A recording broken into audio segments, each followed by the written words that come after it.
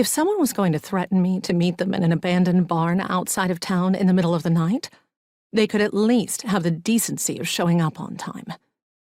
Annoyance sat better in my frightened gut than terror.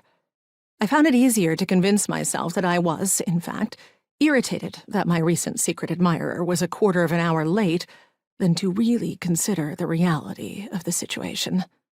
I shivered, as no amount of clothing seemed to keep away the bitter cold that washed in off the fields and was funneled in through the open doors of the barn and out the back. I tucked my mittened fingers underneath my arms, huddling against the wall as I tried desperately to see out into the area where I'd parked my truck. No sign of anyone yet. Gnawing on my already sore lip, I pulled a wrinkled letter from inside my jacket, unfolding it. Meet me at the White Barn at the end of Wilson Avenue, 2:30 a.m. on Thursday, March 3rd. Bring the previously stated amount.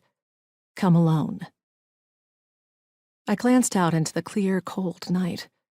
The indigo sky seemed so big from out here, as if I might fall into it if I stepped out into the overgrown grass outside the barn. Stars peppered the heavens, pale blue and warm yellows. For a moment, I might have been able to deceive myself that I had just come here by accident for the solitude, not that I waited for what might ultimately be my demise. Alas, it wasn't so simple. I looked back down at the letter, which almost burned to hang on to.